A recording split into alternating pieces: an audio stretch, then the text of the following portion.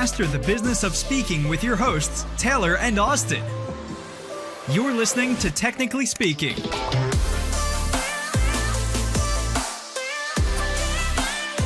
Welcome to another episode of Technically Speaking. We're your hosts, Taylor and Austin, and today we're talking about how one speaker was able to successfully start and grow their speaking business during COVID. Yes, you heard that right. We wanted to mix it up a little bit and bring in somebody to talk about what it's been like to grow their business over the last couple of years. Now, John Colby has been around nearly as long as SpeakerFlow has. Actually, we have a birthday right around the same time, 2 years. And while it's been a short 2 years, as we all know, starting a business and succeeding during COVID is a tremendous achievement.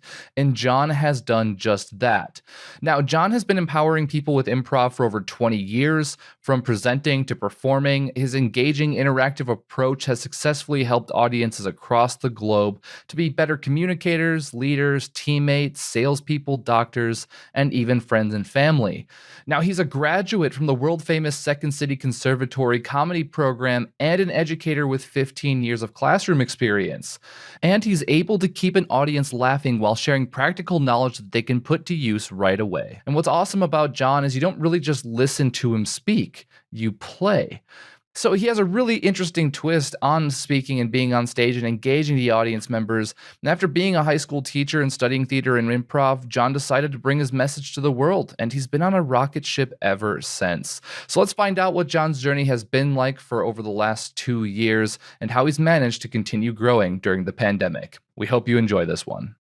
And we are live. John, my man, welcome to the show. It is awesome to have you here today. Thank you. Thank you. As you know, I'm the biggest fan of you guys and what you're doing. So it's cool to have some time to chat with you. Yeah, for sure, man. It's our honor. Yeah, we've known each other now since both of our day ones. Nearly, it must be, right? I mean, how long have you been in the speaking space now? Would you say? I mean, I've done it part time. I side hustle for like 17 years, but right. Full time was June of 2019. Yeah, that's right around when SpeakerFlow got started. I think it was May 2019. Yeah, wow, we're already getting our second birthday coming up, which is exciting. Wow. Well, congratulations, John. Happy anniversary. I feel like we're going to have to celebrate that every year or something. I was going to say, yeah, we should. I don't know what the second, and I know first paper. One of them is paper. So, yeah. So I'll mail you some paper, and then we got that one covered. All right, good. That sounds good. So, John, I just want to unpack your background. And obviously you're part-time speaking for 17 years. You segued into doing it full-time. How did you end up in the speaking space? What was your journey like up until that point? And yeah, how did you get here? So I was a high school teacher. I taught theater and video production on the high school level for years. But I also did improv comedy and one, early in my improv career, a guy was teaching an improv workshop to a company, but he was busy and he reached out and he's like, "Hey, can you cover for me?" I was like, "I haven't worked with important people before." And he's like, "You teach, you do improv, you can do this." So I jumped into that, and that was 2003 or 4. And then I just kind of started doing it. And it got to the point where I was being asked to do it on my own. And it at first it was just for a church group or some volunteer thing or whatever. So I wasn't even charging for it. And then finally I'm like, you know what? I'm going to charge $250. So big bucks. Yeah, I'll tell you, somebody had Taco Bell that night. So it started off just real chill, and it got to the point where I was charging a couple grand for an hour-long keynote, and it finally got real when I got flown out. I landed in Park City, Utah, and there was a guy with my name on a thing and picked me up in a black car, and I'm riding there and I speak for Century 21, and the CEO of the company, afterwards, he's like, "Are you staying for dinner tonight?" I'm like, "No, I gotta get back to work." And he's like, "What do you mean work?" I'm like, "Well, I'm a high school teacher. I teach tomorrow." And he's like, "So you flew to you?" I'm like, "Yeah, I taught yesterday, and then I caught a plane and I'm going right back tomorrow." And he just stopped for a second. He goes, "You need to quit and do this full time." Wow. And I was like, "Really?" And he's like, "Yeah."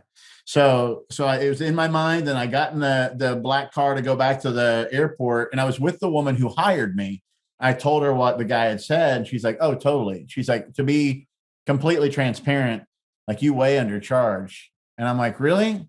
what should I have charged? She goes, oh, we would have paid you 3 times what you charged us. I'm like, Wow. Can we still do that? And she's like, no, we don't. I can't go back on that. You miss 100% of the shots you don't take. But I went home and I talked to my wife about it. And my wife was like, you know what? Let's go for it. I'm like, we have some money in savings. And she goes, she's a teacher too. And she goes, you can get on my health insurance for a year or two. And if it doesn't work, you can always find a teaching job again. Let's go for it. And so I'd already started that next year. That was the 2018, 2019 year. But I told my principal at the beginning of the year, I'm like, hey, this is my last year. He goes, well, if you change your mind, we'd love to keep you. I'm like, don't say that.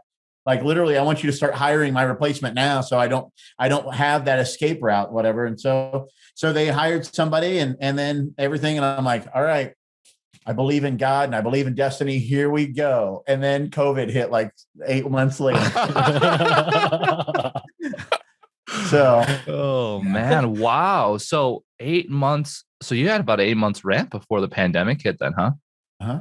Well, wow. So what was that like? What was that 8 months like? And then having the pandemic come up?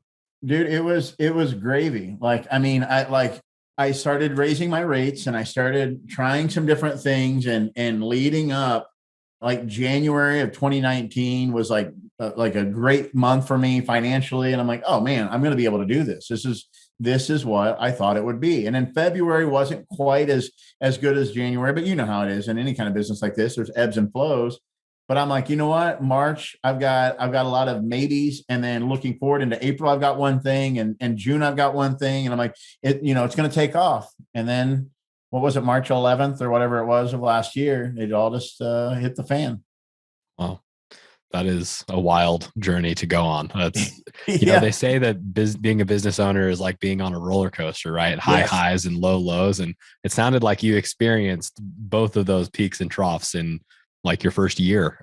Well, and to add to it, like my wife, like it was doing well enough that we had a kid in 2018.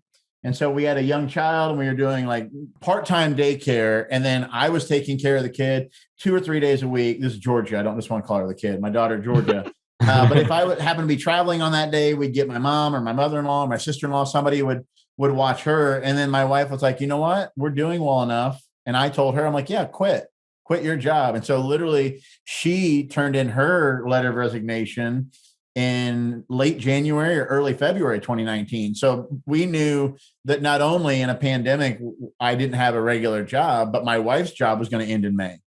And so like we burned all our bridges. We're like, let's do it. So wow. Yeah. I mean, the ebbs and flows of just the month of March was insane. That's wild. Who was it? Cortez that burned the boats when he got into. Yeah. So that was very much a Cortez moment for you. It seems like. But I'll tell you, man, I've talked to some people since then, and I said a good friend of mine who actually is a producer. The background's in theater, but now he like literally produces movies, and like you can watch some of them like on Netflix and stuff. He said, he's like, man, you are in the deep end of the pool, but you're holding onto the edge. When you still have a job, you're holding onto the edge and you don't know how well you can really swim until you let go. Like the stress of actually having to provide and being your full-time job. He's like, let go, see what happens. Like if you start to struggle, you can grab a hold and find another job. I'm like, all right. So I tell people all the time, I'm like, have a plan, have a strategy. But if you're feeling it, like the only way you're really going to know, burn the boats. Well, there's like an element of like procrastination, I think, that a lot of people have around taking big actions, you know. I mean, we'll relate back to high school. So you're a high school teacher, right? You got a high school assignment that's due 2 weeks from now.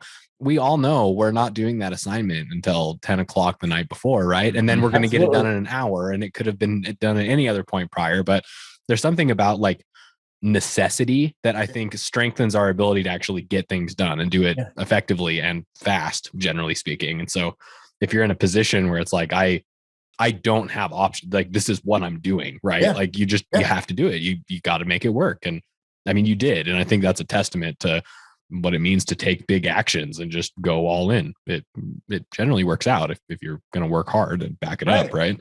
Yeah. And don't you find that a lot of times and because I'm a procrastinator too, but a lot of times you like procrastinate, and then you do it and you're like, oh, that didn't take as long, or it wasn't as hard as I thought. Like it's just starting, it's just getting something started is the hardest part.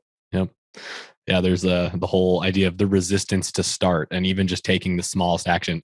I'm sure I've told this story here. We've done a lot of episodes at this point, so I forget. But one of my favorite people in the world is a guy here in Utah with me, Brad Barton. Love this guy, Brad. If you're listening to this, I love you. But anyways, he told me the story about a friend of his that wanted to train for a marathon, and he just kept procrastinating, pushing it off. And eventually he made a contract with himself where every day he'd get his, running outfit ready to go, and he'd put on his clothes in the morning and put on his shoes and go stand on the asphalt in the street.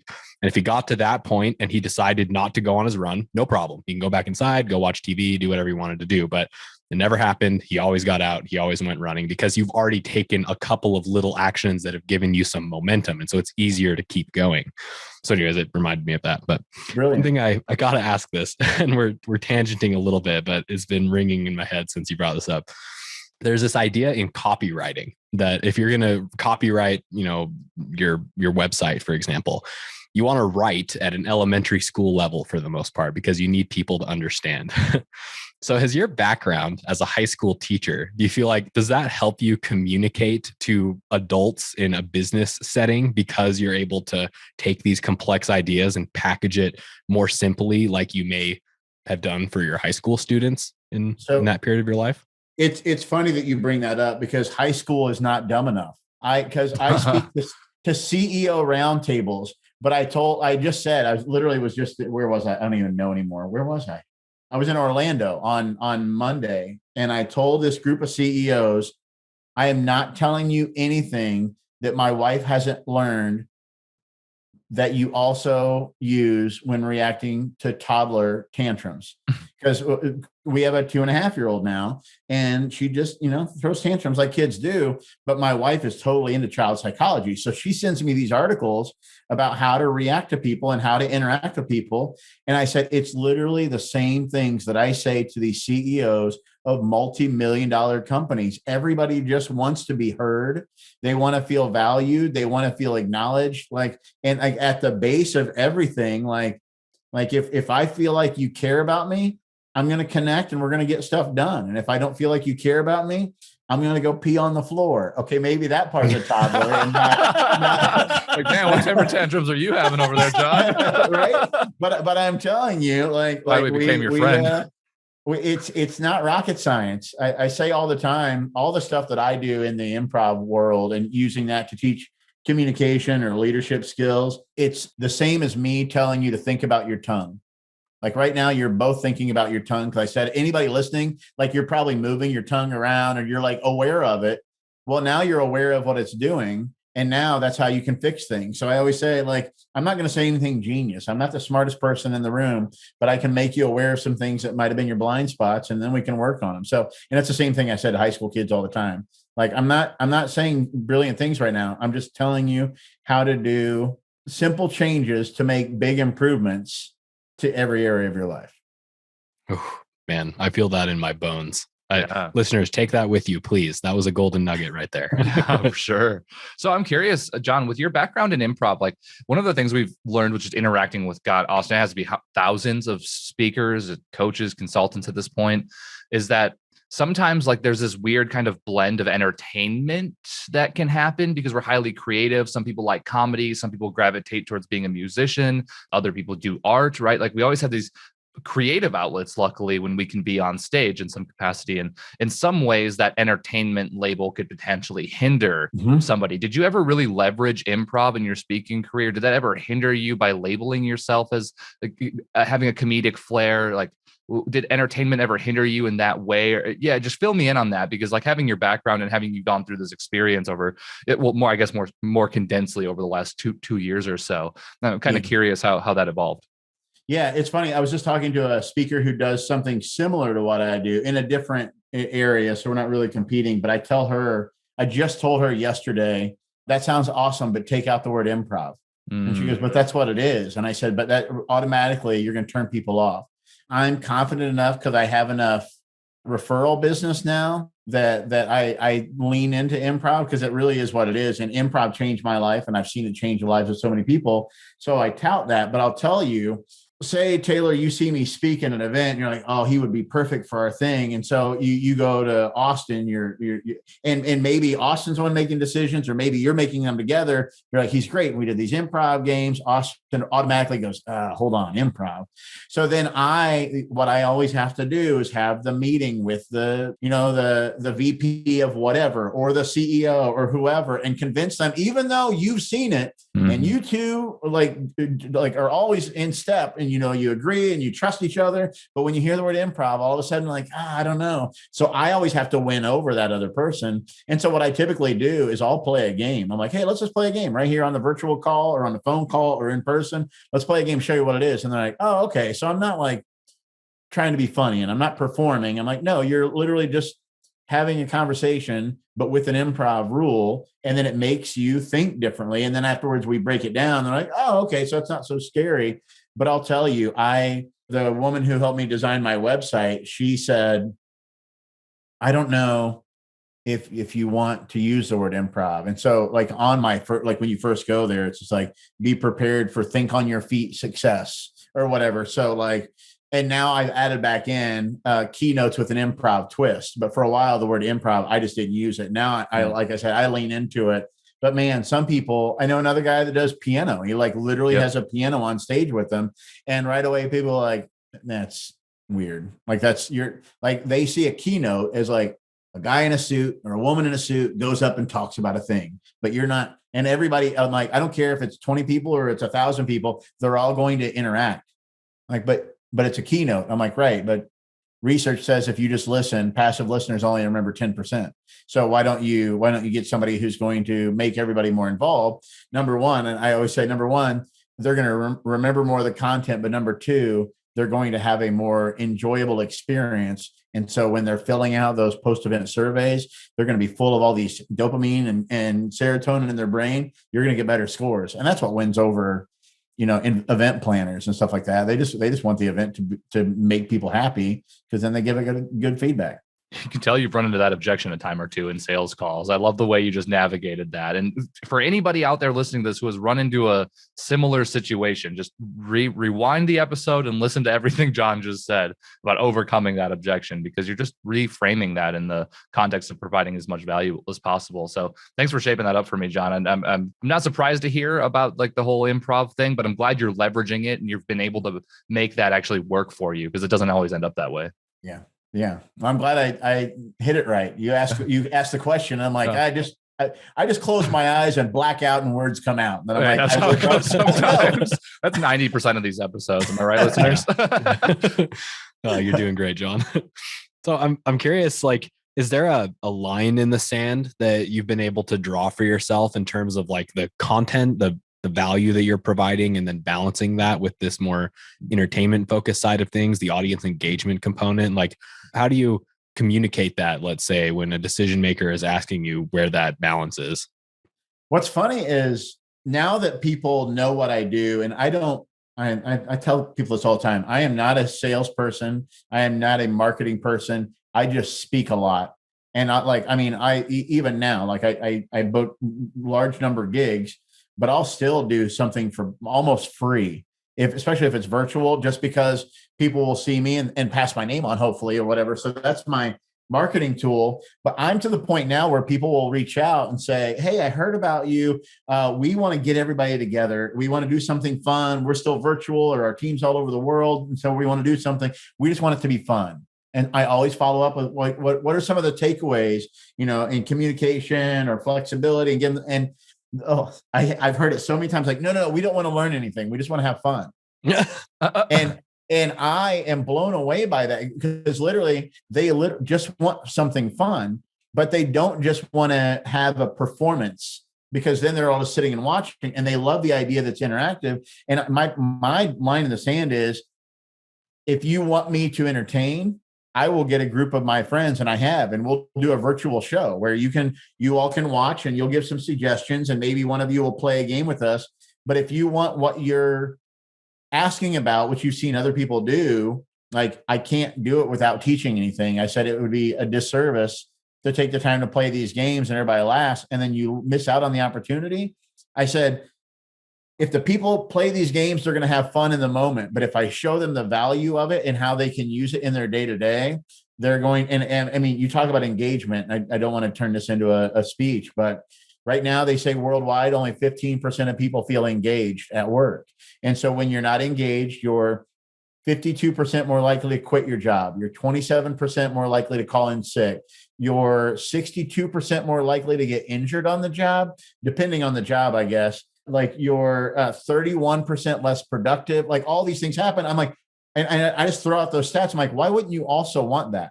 I've gone so far, and I was scared when I said, or after I said it, I don't think, I just talk. And I said, how about this? We'll just do the event, and I'll do it the way I think you'll enjoy it. And if you don't like it, I'll give you the money back. And the guy was like, okay. Like at that point, there's nothing else you can say. Yeah, no, I'm like, if you want fun, I'm going to give you fun, but trust me, you're going to get more out of it. And afterwards, I just like, I email, like the second the event's over, I email him, say, thanks a lot. I'd love to hop on a call and let's find a time to do it. And he wrote back immediately, and he's like, can we do another one? And I'm like, yep. Like once they see the value in it, then they're hungry for more. So that's the goal. I love your confidence, man. That is such a power move. When I said the first time I said it to a client was in maybe May of last year. And so I was making sure I was providing, but I'm like, crap, that's $5,000. But if he wants his money back, I have to give him back $5,000. But I've never had a client say like, we hated it. I don't like having fun and learning. I'm like, so. Yeah. I think people like, even if that's their reaction, which actually like truly surprised me when you said that, by the way, that somebody was just asking for pure fun, right? Because I get it, right? Like if we're in a virtual environment and things are sort of humdrum, it's nice to mix things up and have fun. But I think like the act of learning, especially for an adult who may not have a lot of opportunities in their day-to-day life to like intentionally go out and learn something new, I think that's an enjoyable process if it's packaged into something that's practical, right? Like maybe not everybody wants to go watch a documentary about something that has no applicable use for them, but with improv, and you may have to unpack a little bit more about what that actually means in terms of an outcome for somebody, but that's something that everybody can use in their daily life. It's a way to reframe your thought process. It's a way to better connect with other people and feel more confident in having conversations. And so I think like being able to package something that is inherently valuable into something that's fun gives people the best of both worlds, where they feel juiced up and energized, but they're also walking away with something that they can use, which lingers, Yeah. So I tell people when almost every time I speak, I walk on stage and the first thing I say is, hey, who has a dysfunctional family? And everybody, raises their hand. Raises their hand. And then I'm like, what about dysfunctional workplace? And they all raise their hand. I'm like, wow, you're willing to admit that in front of your boss. That's crazy. But I point out, I said, over the next fill in the amount of time I have to speak, we are going to play improv games, low pressure. Nobody's going to be put on the spot. Don't worry. But I'm not only going to make you better at your job. I'm going to make you a better husband or wife. I'm going to make you a better parent. I'm going to make you a better friend. If you're single, I'm going to make you better on dates. If you're interviewing and you're not like employed right now, I'm going to show you how these things will help you in interviews. No matter where you are in life, you're going to be better in an hour. It's not me. Like I've had some people like, don't people think you're cocky? And I'm like, no, because it's not me. I tout like I'm 5'8". I mean, I'm a hairy man. Like I have a lisp. I am a professional speaker and I have a lisp. Like I have a speech impediment and it's my full-time career. So if a short, hairy man with a lisp can make a career being up in front of people, like whatever you want to do, it's possible. And for me, it was improv. I started doing improv in college and I just watched how much different my life was. So I'm like, everybody's like, if that troll can do it, so can I, right? Oh man, John, so hard on yourself. That's so funny. I don't care though. I'm successful. So for sure. You don't need to. I have great kids. You got proof is in the pudding, right? Right, exactly. I don't. Right. If I was attractive too, it just wouldn't be fair. It just wouldn't be fair. Yeah, something's got to go wrong. Oh man. So I'm really curious. You're focused on engagement, not even just from the context of like as a mechanism to improve your stagecraft, but also as an outcome or a deliverable for the clients that you work with, which I think is great. Yeah. What's been like the journey like moving from primarily live engagement where you're with an audience in person going to virtual? Has there been major differences that you've seen? Yes. And I will start from the beginning. So March 16th was a Monday. I literally just came and sat down at my desk. I was out of town for a wedding, the weirdest wedding ever, because everybody's like, we don't know if we're supposed to be here. So like I got to see people and be around people, but then I knew the world had kind of shut down, and I just started getting email after email saying, hey, like we're postponing, like hopefully we'll do this in a couple of months when we thought this would be over in 2 months. Like we're going to cancel. People are like, hey, what happens with our deposit if we don't do the event? And I'm just answering all these questions. But I'm like, I don't know what it would even look like, because improv is, I mean, I'd done it on stage for years and I taught it for years, but I'm like, I just don't know what it would look like. So another speaker reached out and he's like, what if we did a thing together and we called it the art and science of engagement? And I would do the science, because he does like a cultural index thing. He'd have him do this thing to learn the science behind it. And then you would do art, and so you could play some improv games with them. And I'm like, let me figure out how that would work. And then one of my clients said, hey, can we do this same event that we were going to do in April virtually? And I'm like, hold on. So I had people throwing out the idea to me. So I'm like, I just have to figure out how to do it, because again, my wife's not going to have a job in 2.5 months. So let's figure it out. So I put something on Facebook saying, hey, I'm going to do a free improv class online if anybody wants to take it. And I had a few people sign up. So I got on LinkedIn and did it there too. I ended up getting like 25, 30 people together on Zoom. And I this is, again, burn the boats, right? So I said, it's going to be on this was Monday. I'm like, this is going to be on Wednesday night.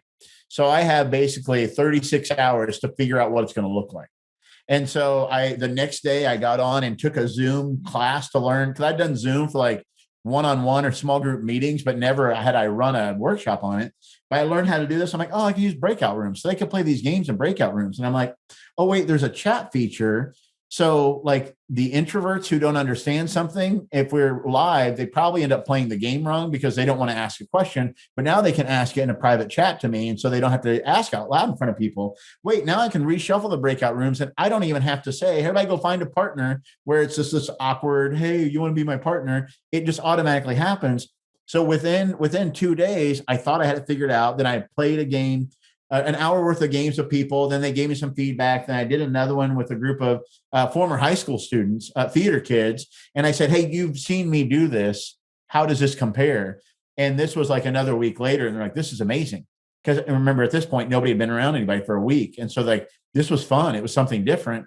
So I'm like, I might be onto something. And so I did the one with the other guy. And then I did one for the client in early April. And so by April, I'm like, this could work. Like this could, not only could this work, there are some advantages to it that I don't have when I'm speaking live, as far as how quickly some of the transitions can happen. And then to go a step further, after I'd spoken a couple of times for a couple of groups that I'd already had some things planned, I'm like, screw it. I'm just going to offer free ones. So I reached out to every past client I'd ever had. I sent something out to some potential clients, and I have it on a whiteboard over there. I did like 50 something half-hour improv things for free. And just like, here's what it looks like.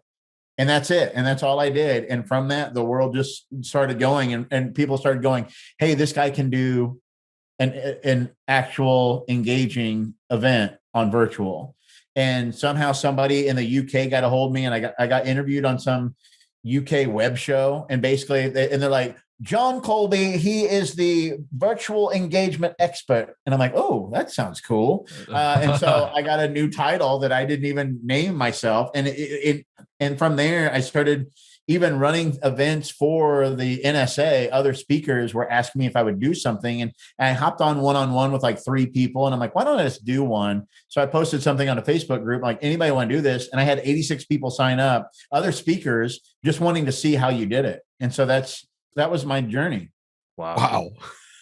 Wow, man. What a adaptation. What I love about you, John, is that you just go after things, and like, who knows if we don't know them yet or not, but you're going to solve that problem. You're going to figure it out. Like, you go into it all the way. And that's improv. That's literally improv. That's all that. So when somebody goes, can you do this? You just say yes. And then you figure it out. You do all this other stuff. Yeah.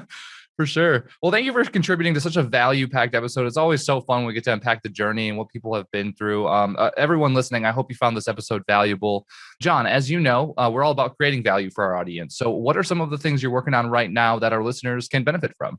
So I don't even know what month it May. In March of this year, I started a speaker mastermind group. And I felt weird calling it a mastermind because I always thought mastermind was supposed to be like all these like brilliant, like masterminds. And that's not what it means. It just means a bunch of people who are doing something, help each other. So I started it, and we meet on Fridays at 2 p.m. Eastern. And literally it's on Zoom. I send out a Zoom invite to whoever wants to go, and we get on there. And the rule is you can come and go as you please. You can be as transparent as you want, but don't force other people to be. And we just come in and we're real open. Like, hey, I didn't get this gig. Somebody tell me what went wrong. Or, hey, I booked this, but they're asking how to do this. How do we do that? Actually, I did one a few weeks ago. It ended up being on a Tuesday instead of a Friday. Long story. And it was because somebody's like, hey, you keep talking about SpeakerFlow. Can you explain it? I was like, yeah, why don't we set something up? And we had almost 20 people. It's the most popular one we've had because people knew what it was about. So they jumped on. A couple of them had SpeakerFlow. A couple of them knew Zoho. And so they actually helped answer more questions than even I could. And we kind of gave people an idea of what it was. And we answered some of each other's questions and talked about it. And again, we jump into everything from CRM to what fee to charge, to content writing, to virtual presence, to live events, just everything. So if anybody wants to jump in, just send me an email, john@johncolby.com, and we'll start inviting you, and you'll just get an invite when we have them. Awesome. Well, super valuable. Thanks so much for offering that up. Also, make sure your email is in the show notes, so be sure to check that out.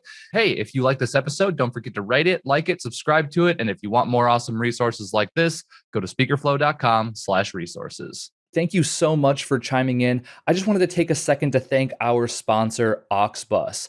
Auxbus is the all-in-one suite of tools you need to run your podcast. And it's actually what we run here at SpeakerFlow for Technically Speaking. It makes planning podcasts simple. It makes recording podcasts simple. It even makes publishing podcasts to the masses simple. And quite honestly, Technically Speaking wouldn't be up as soon as it is without Auxbus. Thank you so much, Auxbus. And if you are interested in checking Auxbus out, whether you're starting a podcast or you have one currently, get our special offer, auxbus.com/speakerflow, or click the link below in our show notes. Thanks for tuning in today. Check the show notes for more info and see you next time. Later.